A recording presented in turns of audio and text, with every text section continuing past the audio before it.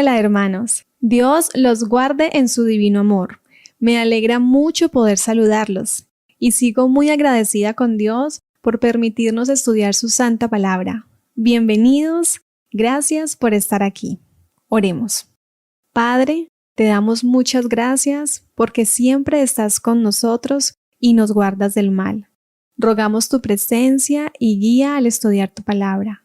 En el nombre de Jesús, amén. Sábado 19 de marzo. Permanezca el amor fraternal. Hebreos 13:1. Hebreos 13 presenta la amonestación final del apóstol. Permanezca el amor fraternal.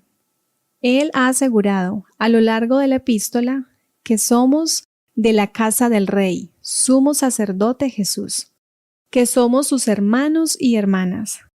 El autor no concibe a la audiencia solo como un grupo de personas que se ocupa de su salvación en una relación personalizada con Jesús, sino como una familia o un hogar donde se salvan juntos. Pablo caracterizó la obra de Jesús en nuestro favor como amor fraternal. Él no se avergüenza de llamarlos hermanos. Hebreos 2:11. Por lo tanto, los creyentes deben hacer por los demás lo que Jesús hizo por ellos. A lo largo de la carta, el amor fraternal implicaba exhortarse los unos a los otros, para que nadie carezca de la gracia de Dios.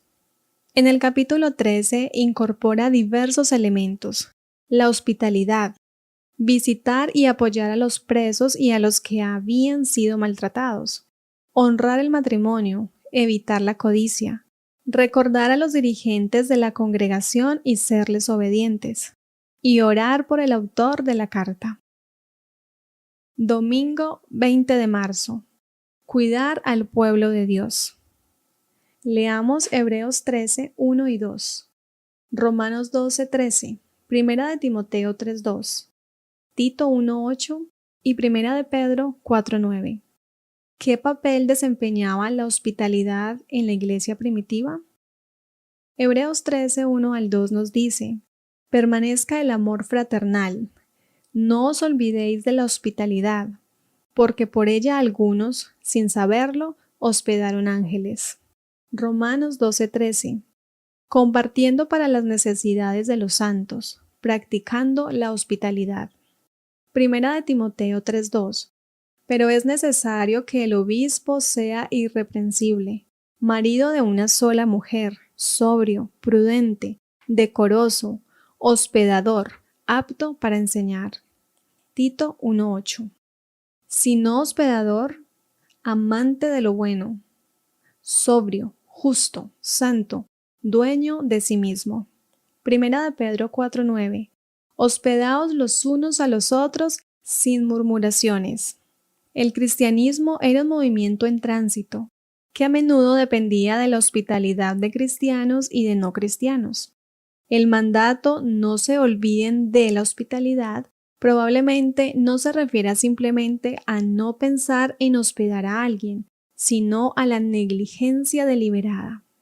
Pablo no tiene en mente la hospitalidad solo para los hermanos de la fe. Les recuerda a sus lectores que, al recibir a extraños, algunos sin saberlo, hospedaron a ángeles. Probablemente tenía en mente la visita de los 3 hombres a Abraham y a Sara.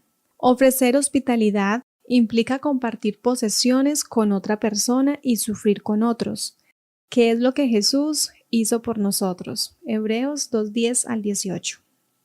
El amor fraternal hacia los presos implicaba no solo que los creyentes recordaran a los prisioneros en sus oraciones, sino también que les brindaran alivio mediante el apoyo material y emocional.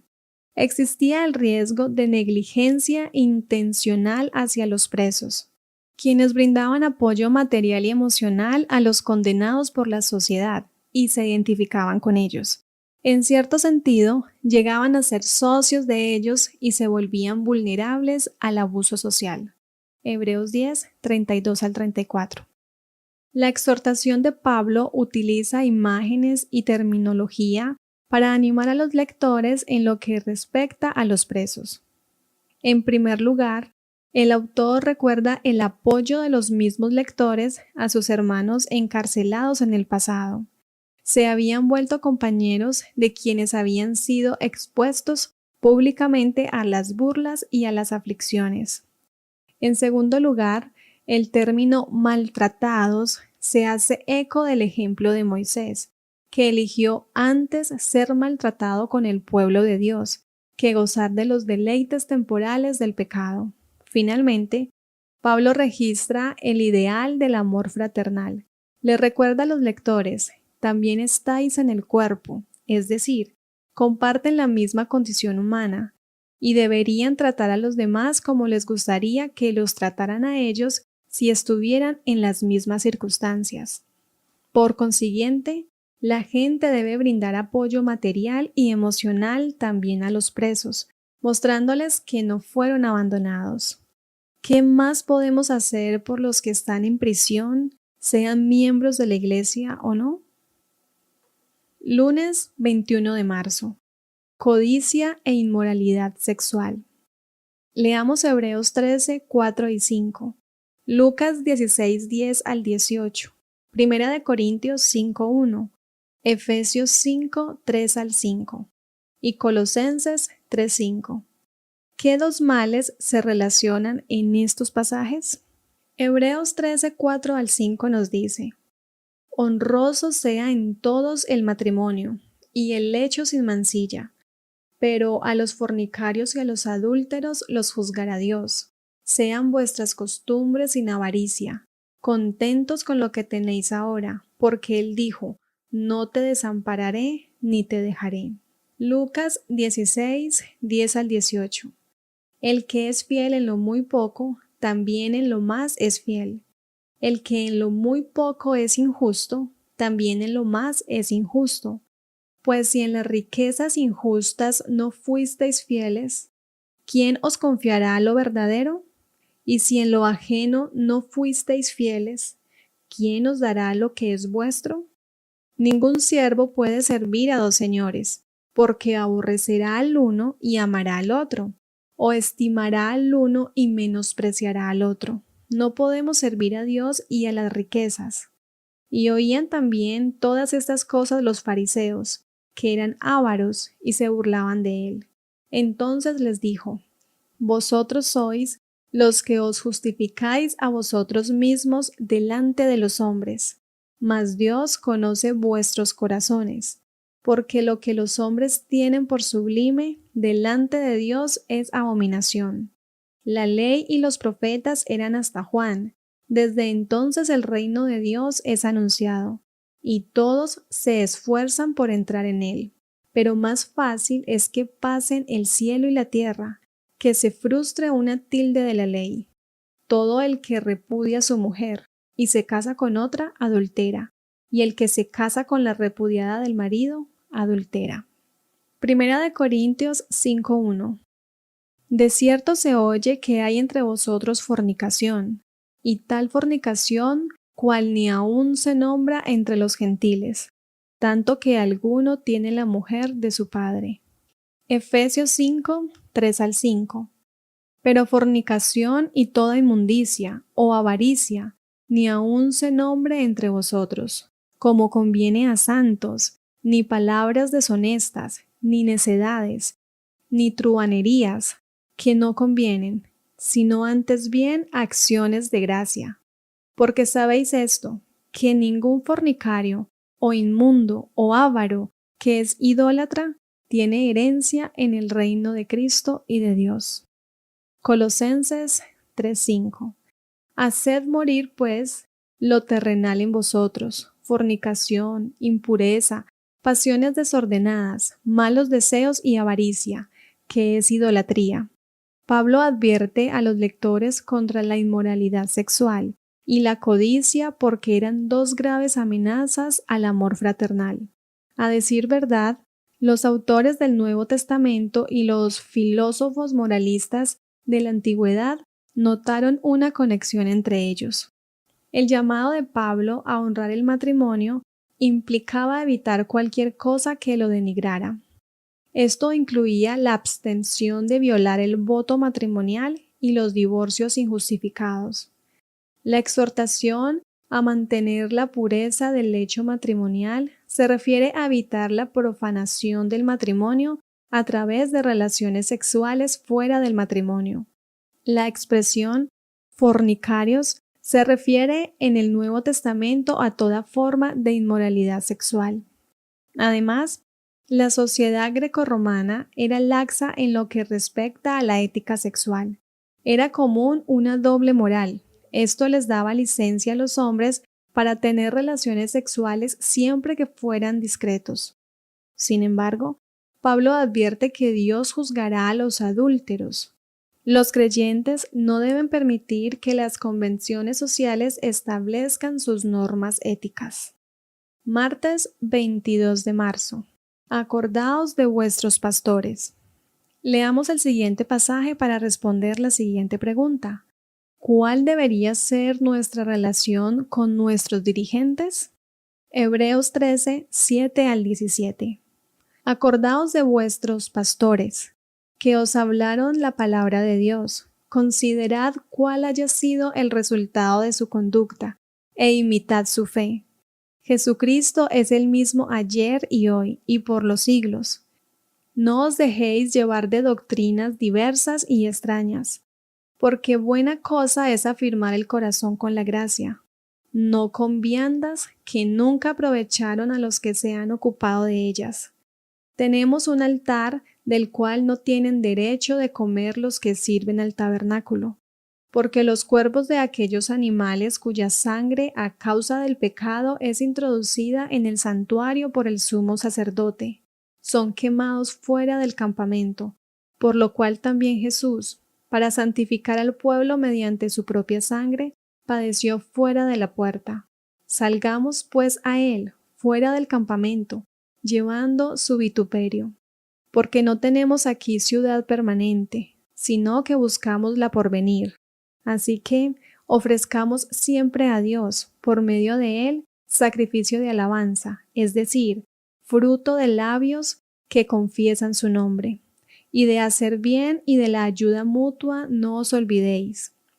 Porque de tales sacrificios se agrada a Dios. Obedeced a vuestros pastores, y sujetaos a ellos, porque ellos velan por vuestras almas, como quienes han de dar cuenta, para que lo hagan con alegría, y no quejándose, porque esto no es provechoso. Hebreos 13, 7 al 17 contiene una exhortación a respetar y obedecer a los líderes de la congregación. Comienza con una invitación a acordarse de los dirigentes del pasado que les llevaron la palabra de Dios y termina con un llamado a obedecer a los dirigentes actuales. Los líderes del pasado probablemente sean los que les predicaron la palabra por primera vez y fundaron la congregación. El llamado a acordarse de ellos no se refiere simplemente a un ejercicio mental de recogimiento ni a un tributo externo que los honre. Pablo explica que deben recordarlos reflexionando en el resultado de la conducta de ellos e imitando su fe.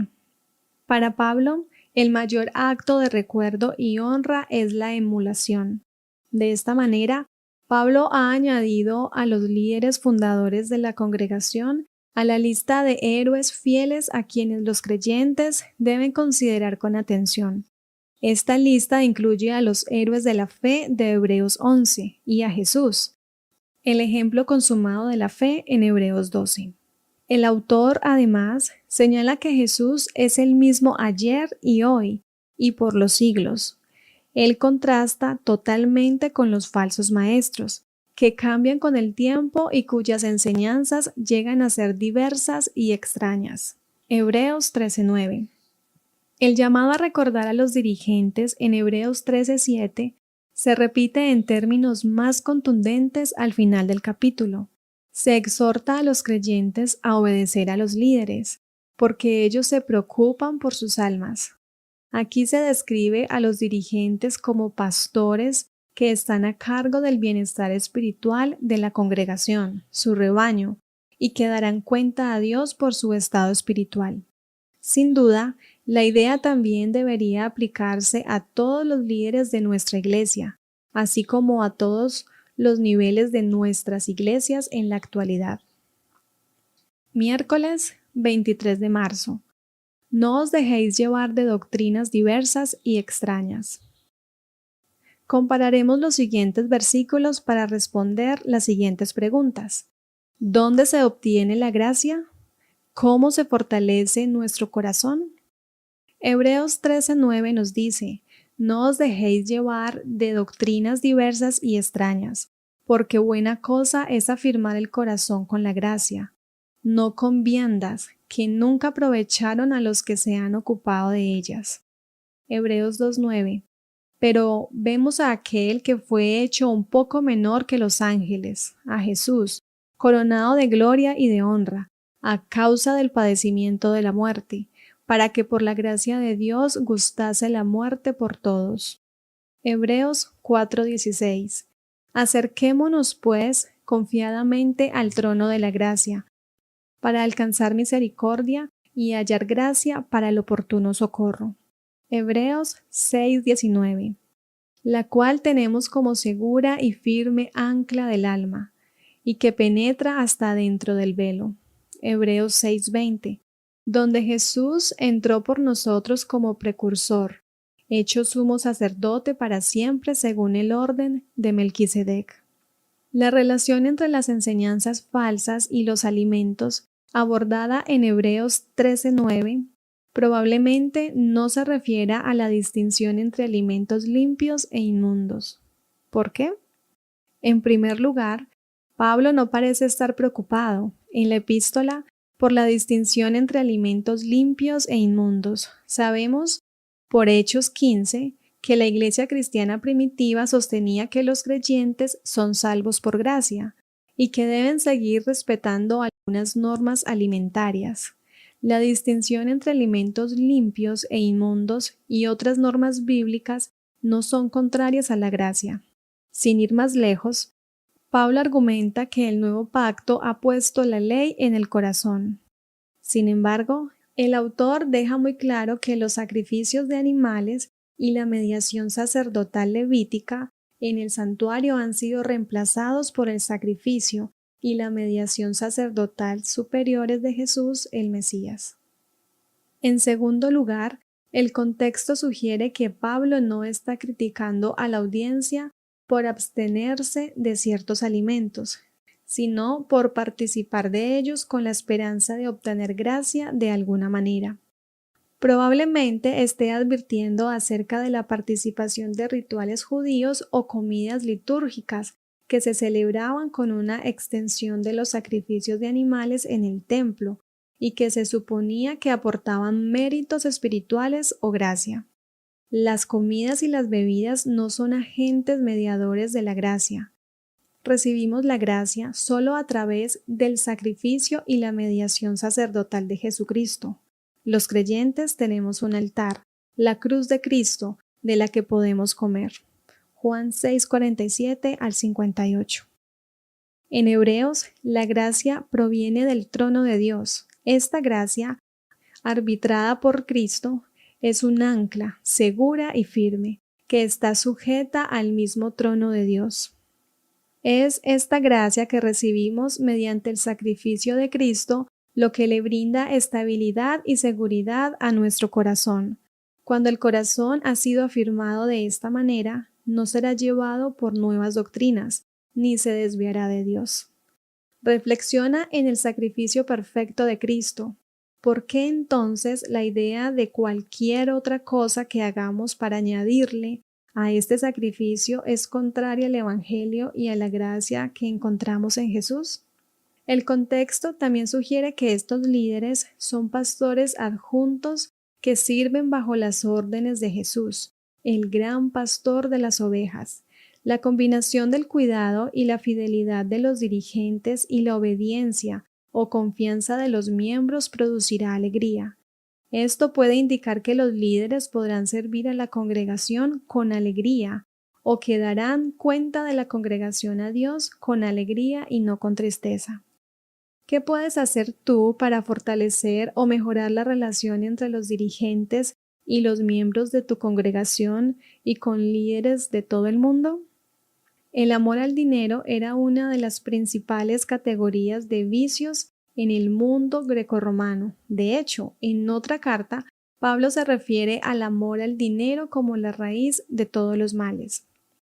La defensa contra este vicio es una actitud que Pablo alienta en varias epístolas. En primer lugar, debían estar contentos con lo que tenían.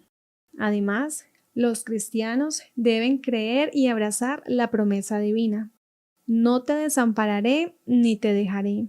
El pueblo de Dios recibió esta promesa en varios lugares y momentos y está disponible para nosotros hoy. Entonces, se invita a los creyentes a responder a la promesa de Dios con las palabras del Salmo 118:6. El Señor es mi ayudador. No temeré lo que me pueda hacer el hombre. Esta referencia al Salmo 118 es apropiada porque el salmista expresó allí su confianza en Dios, a pesar del sufrimiento que le causaban los incrédulos. ¿De qué formas la sociedad contemporánea socava la pureza sexual y, al mismo tiempo, alimenta el amor humano por el dinero? ¿De qué formas prácticas podemos fortalecer nuestras defensas contra estos dos vicios peligrosos? Jueves 24 de marzo. Salgamos a Jesús fuera del campamento. Leamos los siguientes textos para contestar la siguiente pregunta. ¿Qué significa salir a Jesús fuera del campamento? Hebreos 13, 10 al 14 nos dice: tenemos un altar, del cual no tienen derecho de comer los que sirven al tabernáculo, porque los cuerpos de aquellos animales cuya sangre a causa del It hurt clear, more than I can say, but maybe love isn't holding on. Maybe it's knowing when to walk away.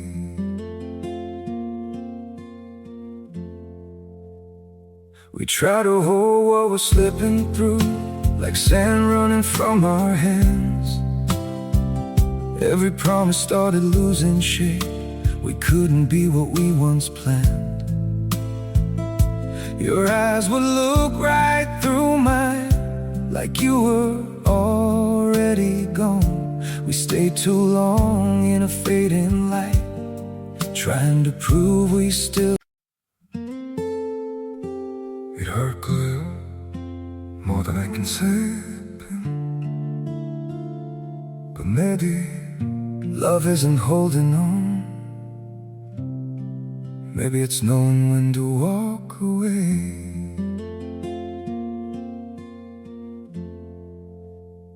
We try to hold what we're slipping through, like sand running from our hands. Every promise started losing shape. We couldn't be what we once planned.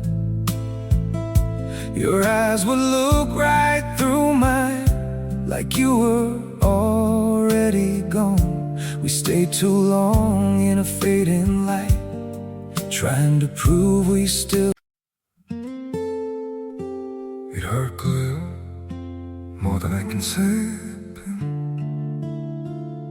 but maybe love isn't holding on. Maybe it's knowing when to walk away.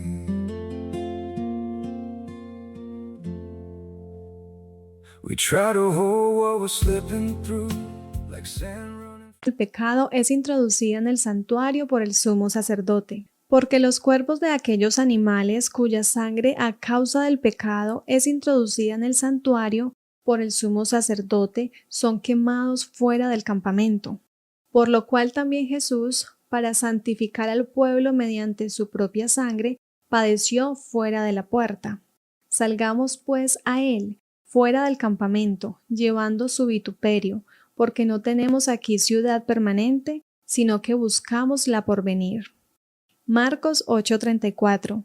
Y llamando a la gente y a sus discípulos, les dijo: si alguno quiere venir en pos de mí, niéguese a sí mismo, y tome su cruz, y sígame.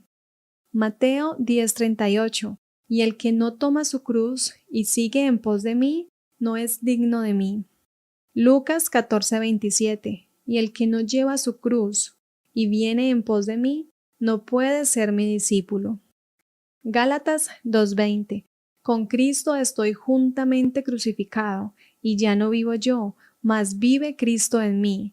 Y lo que ahora vivo en la carne, lo vivo en la fe del Hijo de Dios, el cual me amó y se entregó a sí mismo por mí. El lugar fuera de la puerta era el más inmundo de todo el campamento. Allí se quemaban los restos de los animales sacrificados. A los leprosos también se los excluía del campamento. Allí se ejecutaba a los blasfemos y demás criminales. Estas normas presuponían que la presencia de Dios estaba dentro del campamento. Todo lo que era impuro se echaba fuera porque Dios no estaba dispuesto a ver ninguna cosa inmunda o indecente en él. Jesús sufrió en la cruz fuera de Jerusalén. Esto enfatiza la vergüenza que soportó. Fue condenado oficialmente como alguien que blasfemó el nombre y, por lo tanto, Israel lo repudió y lo ejecutó fuera de la muralla. Jesús fue echado fuera del campamento como una cosa vergonzosa, inmunda o indecente. Sin embargo, Pablo exhorta a los creyentes a seguir a Jesús fuera de la puerta, soportando la vergüenza que él soportó. Este fue también el camino que siguió Moisés, quien eligió llevar el vituperio de Cristo en lugar de los tesoros de Egipto. No obstante, paradójicamente, Hebreo sugiere que la presencia de Dios ahora está fuera del campamento. El acto de seguir a Jesús fuera del campamento significa no solo llevar su vituperio o vergüenza, sino también salir a su encuentro. Tal como los israelitas que buscaban a Jehová salieron fuera del campamento en el desierto, cuando Moisés quitó el tabernáculo de Dios del campamento después del conflicto con el becerro de oro. Este relato sugiere que el rechazo de Jesús por parte de los incrédulos también implicaba el rechazo de Dios, como lo rechazó Israel en la apostasía del becerro de oro. Por lo tanto, el camino del sufrimiento y la vergüenza es también el camino hacia Dios.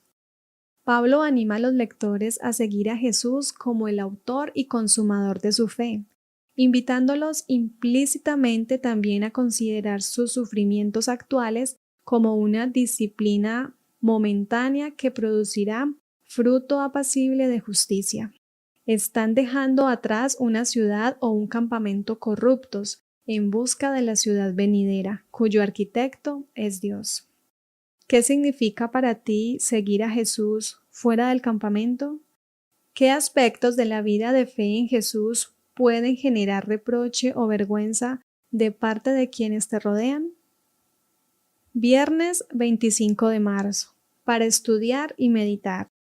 Después de que descendiera el Espíritu Santo, los creyentes se regocijaban en la dulzura de la comunión con los santos. Eran compasivos, considerados, abnegados, dispuestos a hacer cualquier sacrificio por la causa de la verdad. En su asociación diaria, revelaban el amor que Cristo les había enseñado. Por medio de palabras y hechos desinteresados, se esforzaban por despertar ese sentimiento en otros corazones. Pero gradualmente sobrevino un cambio. Los creyentes comenzaron a buscar defectos en los demás, espaciándose en las equivocaciones y dando lugar a una crítica dura. Perdieron de vista al Salvador y su amor. Llegaron a ser más estrictos en relación con las ceremonias exteriores, más exactos en la teoría que en la práctica de la fe. En su celo por condenar a otros, pasaban por alto sus propios errores. Perdieron el amor fraternal que Cristo les había encomendado, y lo más triste de todo era que no se daban cuenta de su pérdida. No comprendían que la alegría y el regocijo se retiraban de su vida, y que, habiendo excluido el amor de Dios de sus corazones, pronto caminarían en tinieblas. Comprendiendo Juan que el amor fraternal iba mermando en la iglesia, se esforzaba por convencer a los creyentes de la necesidad constante de ese amor.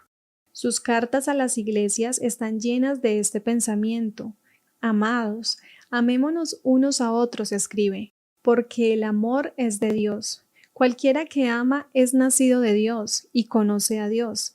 El que no ama no conoce a Dios, porque Dios es amor. En esto se mostró el amor de Dios para con nosotros, en que Dios envió a su Hijo unigénito al mundo, para que vivamos por él. En esto consiste el amor, no que nosotros hayamos amado a Dios, sino que Él nos amó a nosotros, y ha enviado a su Hijo en propiciación por nuestros pecados. Amados, si Dios así nos ha amado, debemos también nosotros amarnos unos a otros. Preguntas para dialogar. Primero, la vida cristiana a menudo se considera que es una relación personal e individual entre Jesús y el creyente. Sin embargo, esto es solo un aspecto de la vida cristiana. ¿Por qué es importante recordar que Dios nos está guiando como grupo? ¿Cuáles son mis responsabilidades en relación con el grupo? ¿Qué puedo esperar del grupo? Segundo, ¿cuáles son los mejores indicadores de que el amor fraternal es fuerte en una congregación? Prepárense para armar una lista en su clase de escuela sabática. Tercero, ¿cuál es el verdadero amor fraternal? ¿Cuáles son sus características, causas y resultados? ¿Cómo lo diferenciarías del falso amor fraternal? Los invito para que oremos. Amantísimo Dios, damos gracias, Señor, porque nos permites estudiar tu lección, nos enseñas a través de ella tu palabra, pedimos tu bendición, tu compañía, en el nombre de tu Hijo Cristo Jesús. Amén. Que Dios te bendiga.